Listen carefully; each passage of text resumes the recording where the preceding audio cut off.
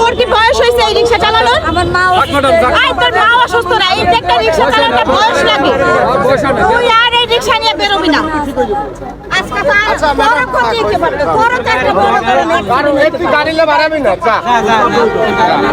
না এইগুলো না পুলিশ। হ্যালো গাইস, আসসালামু আলাইকুম, welcome to my another blog. Video শুরুতেই যে দেখতে পারছো একটা বাচ্চাকে আমি কান ধরালাম, অনেক বকা দিয়েছে, সেই স্টোরি সবকিছু বলবো। ফার্স্টেই বলতেছি ভিডিওটা আমার অনেক দিন আগের, গত শুক্রবারে। আমি এরকম হাজারো ভিডিও করে রাখি যেটা ছাড়বো সময় হয় না, আর ভিডিও এডিটিং এর একটা ব্যাপার আছে। তো আমি চাই প্রতি শুক্রবার প্রতি সপ্তাহে একদিন বাচ্চাদের বা ফ্যামিলিকে সময় দিব। তো আমাদের প্ল্যানিং ছিল আমরা শুক্রবার দিন ভর্তা ভাত খাবো আর শেখ হাসিনার বাড়ি যে ধানমন্ডি সেটা দেখতে যাব। ওইটা নাকি জাদুঘরের মতো বানানো হয়েছে। কিন্তু মিরপুরে আমার খালা মনির বাসা, তো আমার খালা তো অনেক আগে থেকেই বলতেছিল যে সোনিয়া আমাদের বাসায় শুক্রবার আসবে। আমি তো অনেক অ্যাভয়েড করতেছিলাম, কিন্তু সে বারবার বলতেছিল আমি বাজার করা শেষ, আমার বাসায় আসবা, এটাই আমি জানি, কোনো না শুনতে চাই না। তো অনেক রিকোয়েস্ট পরে প্রায় 10 থেকে 15 বার হবে আমাকে ফোন দিয়েছে, আব্বা মাকে ফোন দিয়েছে আমাকে ম্যানেজ করার জন্য। তো পরে বললাম আচ্ছা ঠিক আছে, আব্বা মাও বললো ওকে চলো। তো তোমরা দেখতেই পারছো আমি স্বপ্নতে চলে গেছিলাম, তো এখান থেকে কিছু ফল নিয়েছি। আর এই প্রথম স্বপ্নতে আমার এত অল্প টাকার বাজার হয়েছে, 2000 সামথিং। স্বপ্নতে গেলে আমার 10,000 টাকার নিচে কখনোই বাজার হয় নাই। যাই হোক, তারপর আমি মিষ্টির দোকানে চলে আসলাম, ননি থেকে মিষ্টি নিব।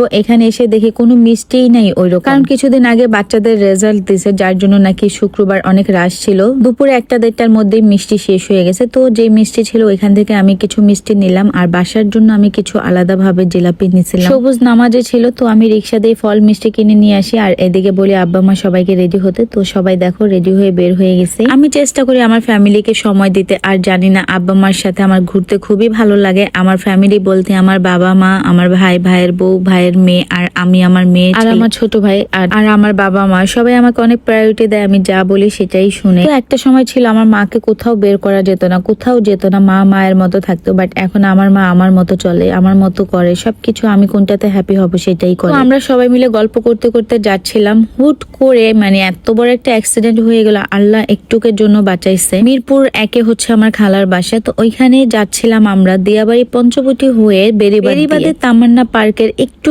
সামনে একটা রিক্সা ধরম করে এসে আমার গাড়িতে লাগালো। আমরা তো সবাই ভয় পেয়ে গেছি, আর এখানে বাচ্চা নিয়ে আমরা সবাই ছিলাম। তাড়াতাড়ি গাড়ি থেকে নেমে দেখি, দেখো গাইস কি একটা অবস্থা। এত রাগ হচ্ছিল, আর জানি না আমার মনে হয় টাকা চুরি হয়ে গেল, গোল্ড চুরি হয়ে গেল, এত কষ্ট হয় না। আমার গাড়িতে একটু কিছু হলে আমার খুব কষ্ট হয়। আমার তো কান্না চলে আসতেছিল আমার গাড়ির এই অবস্থা দেখে, মানে বলার মতন ভাষা ছিল না। এখানে ছোট্ট একটা বাচ্চা, ওর বয়স কত, সর্বোচ্চ 10 থেকে 11 বছর, ও রিক্সা চালাচ্ছিল। মানে কি বলবো, ও আর কি রিক্সা চালানো শিখতেছে নাকি জানি না। ওর পাশে অন্য একটা ছেলেও ছিল, তো ও সাফাই দিতেছিল। তো হুট করে বলতেছে আমার মা অসুস্থ, আমার মা অসুস্থর জন্য আমি রিক্সা চালাই। কি বলবো, ইমোশনাল ব্ল্যাকমেল যেটা বলে। তো আমি অনেক রাগারাগি করি, এখানে পুলিশও আসে, তো পুলিশকেও অনেক চিল্লাচিল্লি করি যে আপনারা থাকতে তো ছোট বাচ্চা কিভাবে রিক্সা চালায় এইভাবে। আশেপাশে মানুষ সবাই মিলে ক্ষমা টমা চায়। পুলিশও বলে ম্যাডাম আপনি যাইটা ডিসিশন নেবেন সেটাই হবে, আপনি কি চান বলেন। তো যাই হোক, ওই ছেলেটা সরি টরি বলে, আমার অনেক মন খারাপ হয়। তারপর ওকে কানে ধরাই বলি আর কখনো তুই রিক্সা চালাবি না, বা রিক্সা নিয়ে বের হবি না, রিক্সা না চালানো শিখার, তোর কি বয়স হয়েছে নেই, অনেক বকাঝকা করে চলে আসি। মনটা খুবই খারাপ হয়। অনেকেই জানি, অনেক আপুরা, অনেক ভাইয়ারা অনেক দয়া বেড়ে যাবে। এখন আমি বলি গাড়ি হচ্ছে একটা শখের জিনিস, যার আছে সে বুঝে একটা টোকা লাগলে যে কত কষ্ট হয়। আর তাছাড়া এই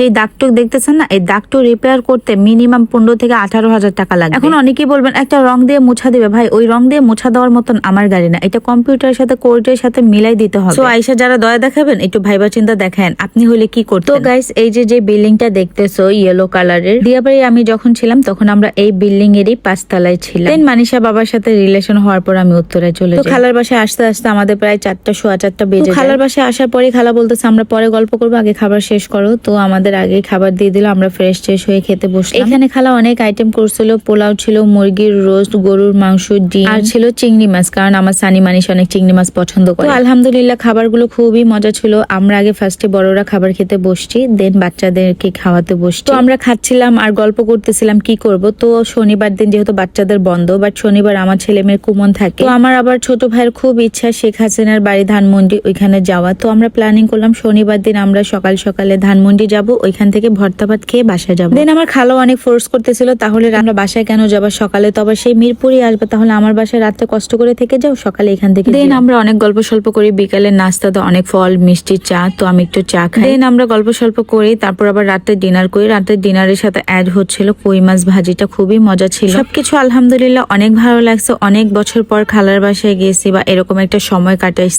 একটু প্রবলেম হয়েছে, সেটা হচ্ছে অনেক গরম ছিল। সানি মানিসা অনেক অসুস্থ হয়ে গেছিল, সানি তো বমি করতেছিল। আমরা সকালে ঘুম থেকে উঠে ব্রেকফাস্ট শেষ করে আমরা বাসায় চলে আসি। সো আমরা আর কোথাও যাইনি। সো কি আর করা, সবকিছু মিলে আলহামদুলিল্লাহ। বাট খালাকে অনেক অনেক থ্যাঙ্কস, অনেক বছর পর এত সুন্দর একটা মুহূর্ত কাটাতে পারলাম। সো গাইস, ভালো থেকে, bye bye, tata, thanks for watching my blog.